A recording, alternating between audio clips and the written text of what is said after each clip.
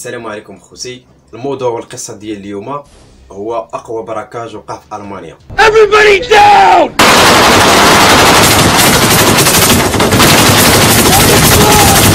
وإلا كنتم من المتتبعين ديال مصطفى حميوي تابوناو في لاشين، ديروا واحد لايك شي تعليق وشكرا لكم بزاف. ودابا غادي نبداو الحلقه. الموضوع والقصه ديالنا مع واحد السيد سميتو خالد معتز البرازي.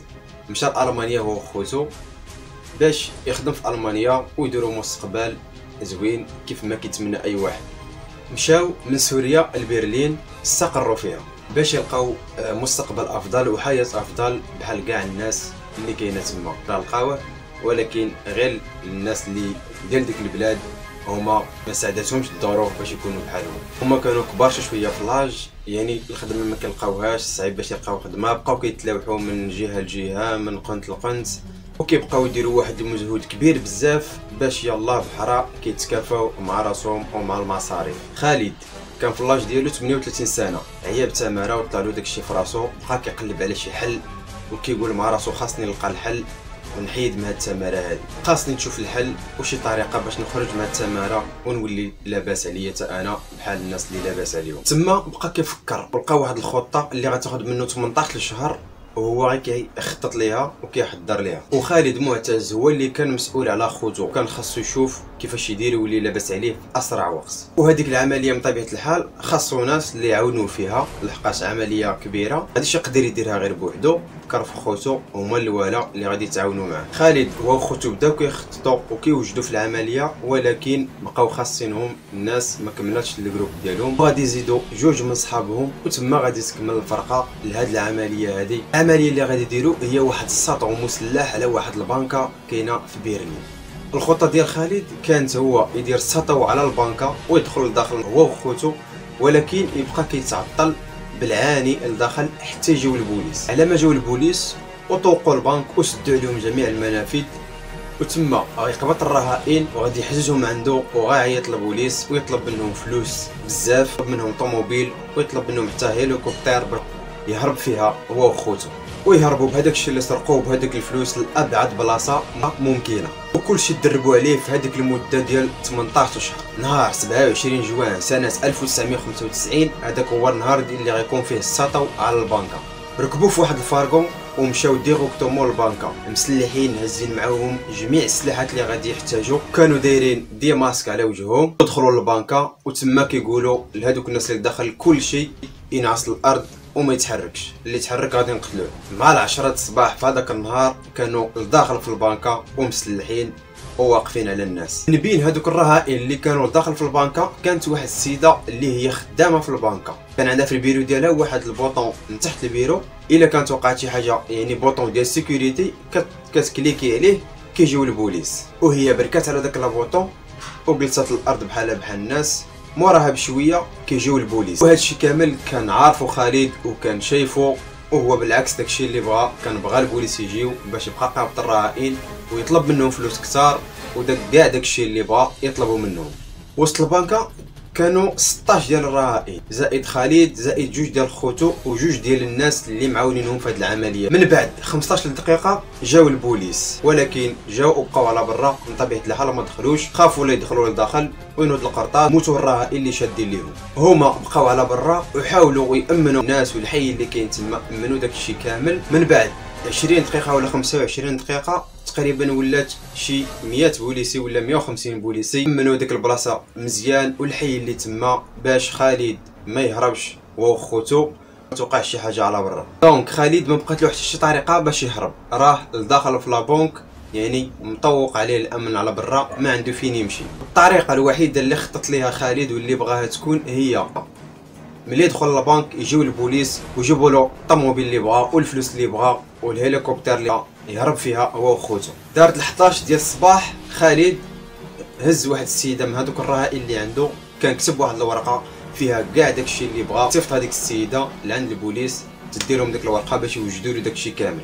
ولكن المشكل اللي كان واقع هو المبلغ اللي كان طالب ليهم خالد ديك الساعات، طلب ليهم بزاف ديال الفلوس، تقريبا واحد 3 المليون ديال الدولار. وهذيك الراهنه اللي خرجات عطات التفاصيل ديالهم كامله للبوليس، قالت لهم راهم مسلحين بزاف وعندهم شي سلاحات خياليه. ما البوليس شاف وفكر بان الا دهموا لابونك ودخلوا يقدروا يموتوا الرهائن، والبوليس من طبيعه الحال ما يقدرش يغامر بالرهائن، قال حبس غادي نحاولوا معاهم غير بشويه ونحلوا المشكل ونعطيوهم داكشي اللي بغاو حتى يكونوا غاديين يهربوا ونشدوهم. والخطه ديال خالد حتى هو باغي يهرب هو وخوتو ويمشيو لابعد بلاصه ممكنه. من بعد كان واحد التواصل ما بين خالد والبوليس اللي على برا، ولكن هذا التواصل ما كانش كيكون مباشر مع خالد والبوليس. فيما كان كيبغي يدير شي اتصال ولا يصيفط لهم شي ميساج كيمشي لعند المدير ديال البنك، هو كيعيط لهم ويتصل بهم. وفاش ما كان كيبغي يوصل لهم شي ميساج كيمشي لعند المدير ديال البنك يقول له هز التليفون وعيط لهم قول لهم هادشي اللي غادي نقول لك. دار هكا باش ما يقدروش يتعرفوا عليه من الصوت ديالو، وحتى الا شي نهار لقاو عليه القبض يعني ما يقدروش يعرفوه من خلال الصوت ديالو. في الوقيته اللي كانوا البوليس كيوجدوا لهم داكشي اللي بغاو، كان هو لداخل هو وخوتو في الكفر كيهزوا الفلوس وكيشارجوهم في السيكان باش يكونوا واجدين فاش يبغاو يهربوا. فهاديك الرساله اللي كان صيفط لهم خالد مع ديك الرهينه كان داير لهم فيها الوقت بالضبط فوقاش داكشي خصو يكون واجد ويجيبوه ليه. يعني ما قالش لهم سيروا خذوا راحتكم ووجدوا هادشي فوقاش ما وجد، كان قال لهم السبعه خاص هادشي يكون واجد يكون عندي حاضر. السبعه الليل وصلات وجدوا طوموبيل وجدوا كل شيء، ولكن المشكل فين كان عندهم هي في الفلوس اللي كان طالب اللي هو واحد المبلغ كبير بزاف ما قدروش يوجدوه.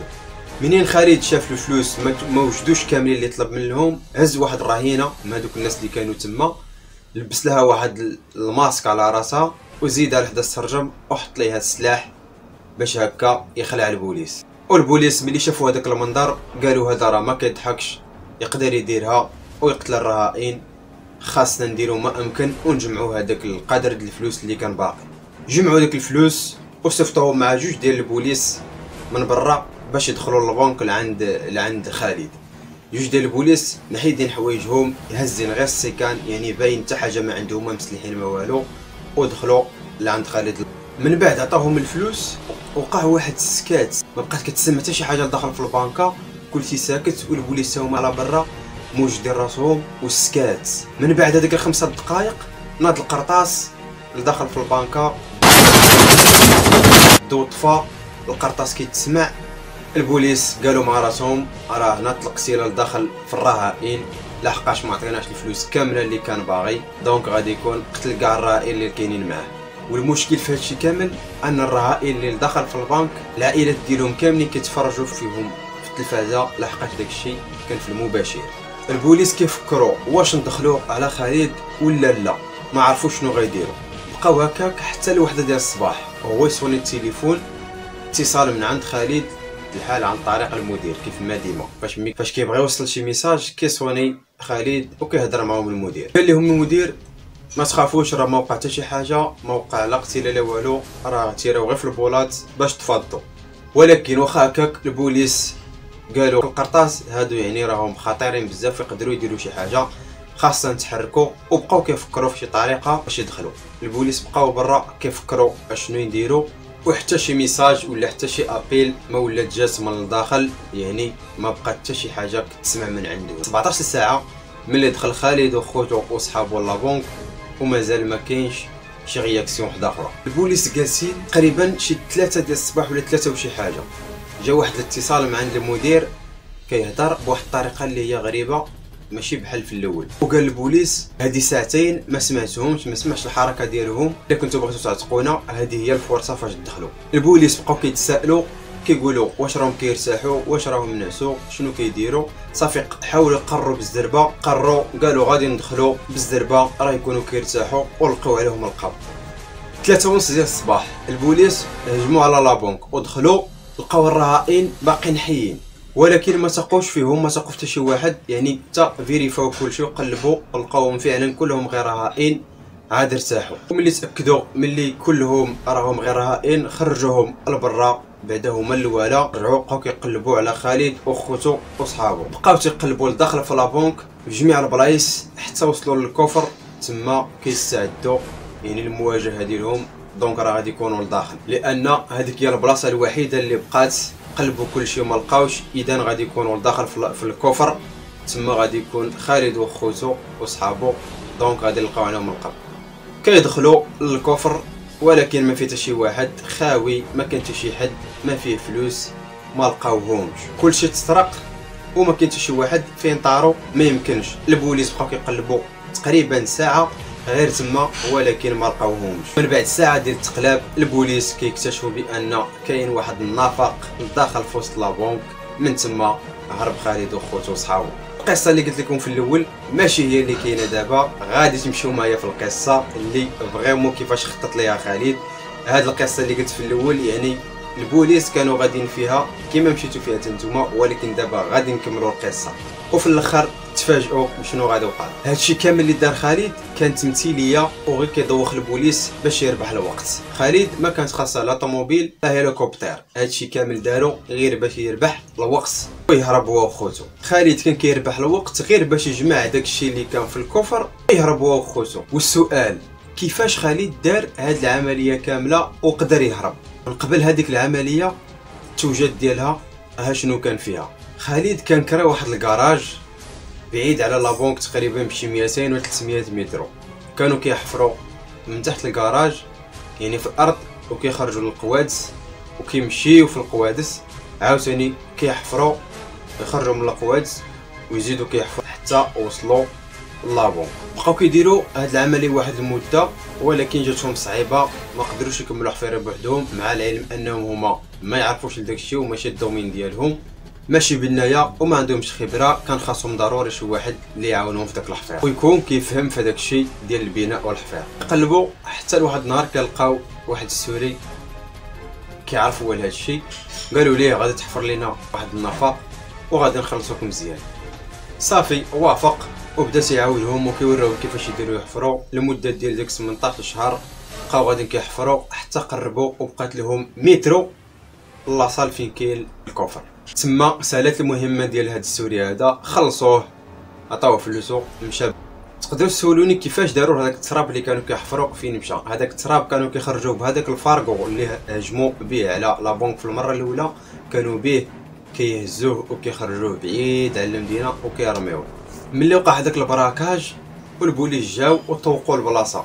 البوليس في الاعتقاد ديالهم بان راه يعني خالد وخوتو راهم الداخل وحنا اللي محكمين في كل شيء، وراه ما عنده فين يهرب اذا راه باقي لداخل. وهو من طبيعه الحال كان مخطط من قبل وكيطلب ليهم الطوموبيل والفلوس والهليكوبتر غير باش يربح الوقت ويخرج داكشي ديالو الفلوس اللي دار هادشي كامل على قبلهم باش يخرجهم حتى الطوموبيل ويدي ويشارجي ويعاود يرجع ويمشي ويعاود يرجع. يعني كان خاصو وقت كافي لهادشي كامل. كان باقي لهم مترو مازال ما حفروش. في هذاك الوقت اللي كانوا كيتسناو البوليس يتسناوهم هو يوجدوا له الطوموبيل والهليكوبتر والفلوس، كانوا كيحفروا هذاك المترو يعني بالزربه حفروه، وكانوا كيهبطوا الفلوس كيديروهم في السكان وكيديوهم للخرجه الاخرى ديال النفق ويعاودوا يرجعوا واخدين وقتهم الكافي. من بعد ما خالد سرق كل شيء وما خلى لهم حتى شي حاجه تما، البوليس كانوا مازالين كيفكروا كيفاش غادي يدخلوا على خالد وخوتو وصحابو باش يلقاو عليهم القبض. ولكن في هذا الوقت كانوا مشاو بالفارغون فرقوا الفلوس بيناتهم، كل واحد دا الباي ديالو. خالد بقاو وخوتو عطاو لهذاك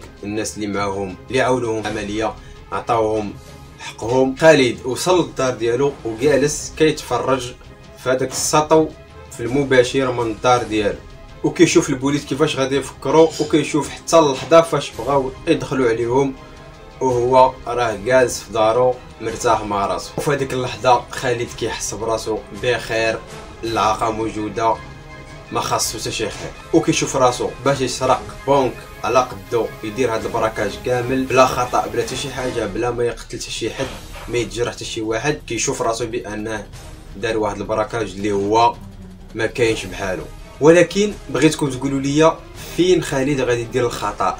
كيف ما كتعرفوا اي قصه كيكون فيها ضروري شي خطا اللي كيرجع على مولاه بالندامه وكيخلي داكشي ما كيمشيش مزيان. الخطا اللي كان دار خالد وخوتو هو هذاك السيد اللي جابوه يحفر معاهم اللي بداو لقاو الحفير صعيب، هذاك هو الخطا اللي داروا. جابوا السيد ما دخلوش معاهم في الخطه بان راه غادي يسرقوا الكفر ديال لابونك. من بعد وقع هذا الشيء، هذاك السيد شاف التلفازه اشنو وقع وعرف بان المبلغ اللي تسرق واحد المبلغ اللي هو كبير بزاف. روينا لنا ماشي غير في المانيا وفي العالم كامل. هو تخلع وقال الا مشاو حتى تشدو غادي نتشد انا وغادي يعطوني مده ديال الحبس طويله. وهذاك السيد شداتو الخلعه صافي، ما بقى كيبان له غير يمشي عند البوليس ويقدم البلاغ ديالو. قال لهم انا هو اللي حفرت ليهم، انا اللي عاونتهم، انا اللي وريتهم البلان كيفاش، وعطاهم جميع المعلومات على خالد وخوتو، ها شنو سميتو، ها شنو سميت خوتو، ها فين كاينين، عطاهم جميع المعلومات عليهم. هذا الشيء كافي للبوليس باش يشدوهم وسهلت القضيه. بقاو تيقلبوا على خالد وخوتو حتى لقاوهم. من بعد ما لقاوهم بقى خاصهم الدليل بان باش يقولوا راه دايرين، والدليل اللي تثبت عليهم بانهم سرقوا الفلوس من البنكه. لقاو عندهم شي حاجه الفلوس في الدار، لقاوهم شارين طوموبيلات غاليين، وعلى اساس انهم هما ما عندهم لا فلوس لا والو، يعني كانوا يلاه كيخدموا غير شويه بقراعي متكافين مع راسهم. لقاو عندهم بزاف ديال الفلوس دايرين طوموبيلات واعرين، دونك هذا الدليل باين وقاطع. صافي القضيه تزيرات، حصلوا ما لقاو كيفاش يديروا، لقاو عليهم القبض واعتقلوهم. خالد تحكم ب 13 عام، هذاك اللي مشى بلغ عليهم اللي كان شارك معهم في الحفير تحكم 6 سنين، وخوتو بجوج حكموا عليهم اقل من 10 سنين. واحد المبلغ كبير ديال الفلوس لقاوه البوليس، ولكن واحد المبلغ كبير عاوتاني حتى هو ما لقاوش البوليس، وهذاك المبلغ الكبير الاخر ما لقاوهش لحد الساعه. خالد كيقول بان كاين واحد السيد اكثر منه اقوى منه هو اللي صيفطو يدير هاد السطو. البوليس في الاول ما تاقوش، ولكن من بعد جاتهم شي خبر بان بصح كاين شي واحد كبر واقوى من خالد هو اللي صيفطو يدير هاد العمليه. وفي الغالب خالد دابا راه يكون خارج السجن، غادي يكون وز المده ديال الحبس ديالو خرج، وهذوك الفلوس اللي ما تلقاوش في التالي ما عرفناش واش بصح ما تلقاوش ولا راه كان مخبعهم خالد في شي بلاصه ومشى وعاش بهم من بعد. القصه ديالي هنا سالات. نتمنى من الله يكون عجبكم الفيديو، وما تنساوش خوتي جيمو كومونتير، وشكرا لكم بزاف. كان معكم مصطفى حماوي، السلام عليكم.